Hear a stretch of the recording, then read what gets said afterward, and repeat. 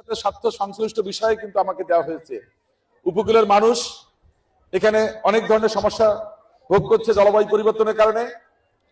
আমাদের সুপেয় পানির সমস্যা, আমাদের স্যানিটেশনের সমস্যা, আবাসনের সমস্যা, রাস্তাঘাটের সমস্যা।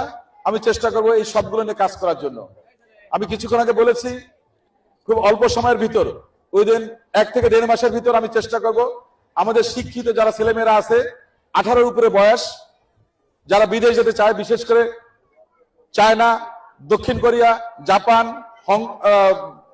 জার্মানি, ফ্রান্স, এদেরকে ভাষা প্রশিক্ষণ দিয়ে আমি গতকাল শ্রম জনশক্তি মন্ত্রণালয়ের যিনি দায়িত্বে আছেন এই দায়িত্বে ওনার সঙ্গে কথা বলেছি, বঙ্গভবনে গেছিলাম, দেখা হয়েছিল। উনি বলেছেন খুব দ্রুত সময়ের ভিতর আমরা এই সেমিনারটা করে এখান থেকে 50-100 ছেলে মেয়েকে আমরা চেষ্টা করব প্রথম ধাপে বিদেশ পাঠানোর জন্য, যেন তারা গিয়ে তারা ইনকাম করতে পারে এবং ফ্যামিলিতে যেন একটা ভালো অবদান রাখতে পারে। তো আমি সেটা চেষ্টা করব। আর আপনাদের পানীয় জলের যে সমস্যা আছে, যেখানে ট্যাঙ্কি আছে সেখানে ট্যাঙ্কির ব্যবস্থা, পুকুরগুলো সংস্কার করে সেটাকে সুরক্ষা করা, যাতে সবাই পুকুরের পানি পান করতে পারি। কারণ আমি ছোটবেলায় কিন্তু নিজেরাই কিন্তু আমাদের বড়দি একটা পুকুর ছিল, সেই পুকুরের জল পান করেছি কিন্তু।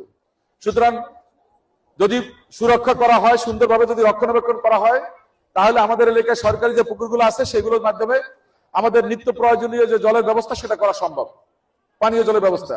পাশাপাশি সংসারের যে কাজগুলো আছে সেগুলো করাও সম্ভব, গৃহস্থলীর কাজগুলো। তো সেক্ষেত্রে আপনাদের সহযোগিতা লাগবে।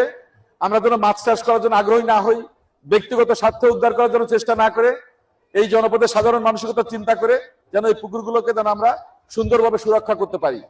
আমি ইতিমধ্যেই জেলা পরিষদের যিনি মাননীয় প্রশাসক হয়েছেন, আমার অত্যন্ত ঘনিষ্ঠ বন্ধু ব্যারিস্টার শেখ মোহাম্মদ জাকির হোসেন, ওনাকে বলেছি যে আমার মোংলাতে টিউবওয়েলও রাখা যায় না, এখানে পানির খুব সমস্যা, সুতরাং পুকুরগুলো সংস্কার করে দিতে হবে, যেগুলো জেলা পরিষদের সাথে আছে সরকারি পুকুরগুলো। তো উনি রাজি হয়েছে।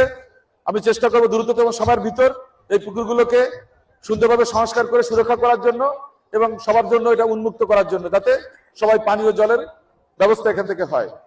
দ্বিতীয়ত, আমাদের রাস্তাঘাটে যে সমস্যাগুলো আছে, আমি আমাদের নেতৃবৃন্দকে বলেছি আমাদের উপজেলা যারা দায়িত্বে আছে, এলজিডি বা রোডস অ্যান্ড হাইওয়ে যারা আছে, তাদের সাথে আলাপ আলোচনা করে সব রাস্তার তালিকা দেওয়ার জন্য আমি চেষ্টা করবো ধারাবাহিকভাবে যত দ্রুত সময়ের ভিতরে সম্ভব এগুলোকে সংস্কার করার জন্য।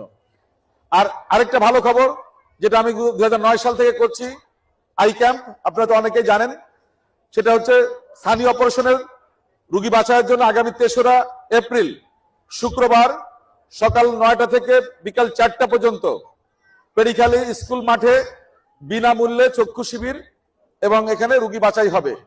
আপনাদের যারা স্থানীয় রোগী আছে, বয়স্ক রোগী আছে, তাদের পাঠিয়ে দিবেন। সম্পূর্ণ খাওয়া থাকা যাতায়াত ফ্রি। এটা যত লোক আমরা করবো। গতবার আমরা 1000 রোগীর অপারেশন করেছিলাম 2025 সালে। আশা করি আমাদের এই সুযোগটা সবাই নেবেন। আমি চেষ্টা করবো এরকম ছোট ছোট যে কাজগুলো আছে এগুলো করার জন্য। আর পাশাপাশি এলাকার ঐক্য, সংহতি, সৌহার্দ্য, ভ্রাতৃত্ব এগুলো যেন অক্ষুণ্ণ থাকে, সেটার জন্য আমি চেষ্টা করব নির্মমভাবে কাজ করার জন্য। আপনারা সবাই আমার জন্য আশীর্বাদ করবেন।